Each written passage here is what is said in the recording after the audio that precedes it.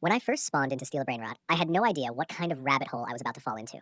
The game looked simple at first glance. Grab a Brainrot, stash it in your base, stack some cash, and flex your progress. Easy, right?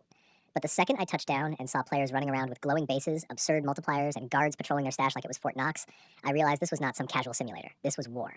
My clock started ticking, and from that moment on, I committed myself to 50 straight hours inside the chaos. Hour 1 began with me broke, auraless, just an NPC wandering through the starter zone. My base was nothing but a small shack with a box to keep a single Brainrot in. I grabbed the freebie Brainrot, a goofy-looking little thing with the most basic aura, and tossed it in my base. The game rewarded me with a couple $100. I felt rich for about 2 minutes before I saw my neighbor with glowing neon walls and guards standing outside. His balance had literal millions. That was the moment I understood. This game wasn't about surviving, it was about flexing harder than everyone else. The grind started immediately. I began farming cash, upgrading my storage, and building the walls of my little shack. Every few minutes, I'd grab another Brainrot, toss it in, and watch the numbers tick upward. But the moment I thought I was safe, a random player sprinted into my base, snatched my Brainrot, and dipped out like a skibidi in Ohio. I didn't even know how to react. I just stood there like an NPC while my prize got dragged across the map. Lesson learned. In Steal a Brainrot, your grind is never safe. By hour 3, I started beefing up my defenses. I added doors, walls, a couple cheap guards, and finally felt like I was making progress. I started pulling in enough cash to think about upgrades, but the grind was brutal. Every Brainrot I collected was just bait for thieves. I had to learn how to stash quickly, fortify faster, and keep one eye on the map at all times. The pressure of protecting my little empire was real, but that was part of the fun. Hour 5 was the first real high point. I finally had enough for my first rebirth. For those who don't know, rebirthing in this game resets everything. You lose your base, your guards, your entire stash, but you get a multiplier on your cash. That's the Sigma move. Sacrifice the now for the grind set later. I hesitated at first. All those hours building my base, all that cash stacked up, gone in an instant. But the lure of that sweet 1.5x multiplier was too strong. I hit rebirth. My screen flashed, my base disappeared, and suddenly I was back at square one. Hour 6 felt worse than hour 1. Everything was gone, and I was broke again. But now every Brainrot I grabbed paid out more. The cash stacked faster, the grind was still tedious, but the progress hit harder. I built up my base again, a little faster this time, and started flexing with upgraded walls and guards. Every rebirth was like tearing yourself down to rebuild stronger. It hurt, but it also felt good. By hour 10, I'd hit my second rebirth. My cash was stacking at 2x, and I felt unstoppable. My base was cleaner, my guards tougher, my walls taller. But this was also the point where raids started becoming serious. People weren't just stealing a single Brainrot anymore. They were gunning for your whole stash. One guy rolled up with an army of guards, broke into my base, and yoinked half my collection. I sat there in disbelief, watching my empire crumble. But that's Steal a Brainrot. 1 second you're up, the next you're cooked. The middle hours were a blur of grind and rebuild. Hour 15, hour 20, hour 25, all of it blended into a cycle of grabbing Brainrots, upgrading, defending, and rebirthing.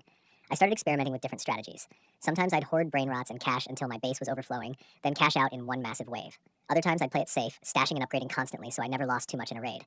Neither strategy was perfect. Either way, I got hit. Either way, I lost stuff. But every loss taught me how to move smarter. Hour 20 was the first time I felt the weight of the grind. I'd been at it for nearly a full day in game, and the rebirths stacked up. I think I was sitting at 5 or 6 rebirths by then. My multiplier was solid, but I could feel the gap between free-to-play and pay-to-win. Players who dropped Robux were flying past me, rocking Brainrot gods and bases so stacked it looked like they hired real contractors to build them. I held my ground, but deep down I knew I was playing catch-up. Around hour 25, I finally pulled my first rare Brainrot. It wasn't a god-tier one, but it had enough aura to make me feel like I just won the lottery. I guarded it with my life, stacking walls and NPC guards around it. I even baited raiders into traps, luring them into fake weak spots while my guards jumped them. For the first time, I felt like I wasn't just surviving, I was thriving. Of course, the game humbled me immediately. Some sweatlord raided my base at hour 26 and snatched my rare Brainrot while I was off farming cash.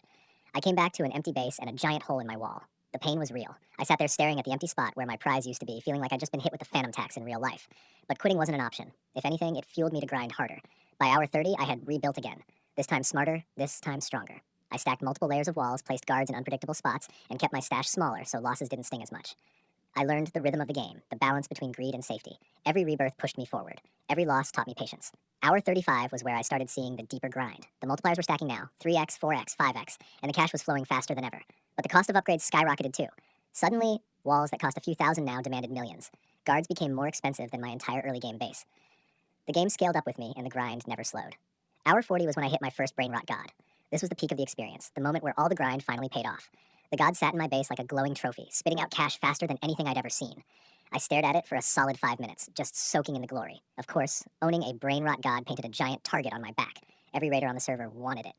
My base became ground zero for endless attacks. Half the time, I was just running defense, patching holes, and fighting off raids.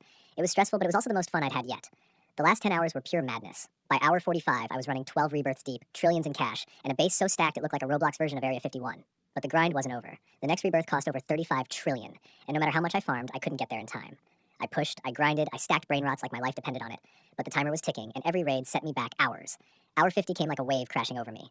My base stood tall, packed with brainrots, my multiplier maxed at 12, my stash worth trillions. But that 35 trillion rebirth loomed like an impossible wall. I stared at my screen, exhausted, brain fried, hands aching from clicking and defending nonstop. 50 hours in, and I still wasn't done. That's the cruel beauty of Steal a Brainrot. There's always another rebirth, always another grind, always another flex waiting just out of reach. When I finally logged off, I wasn't sure what I felt. Pride for surviving? Exhaustion from the grind? A little bit of both, maybe.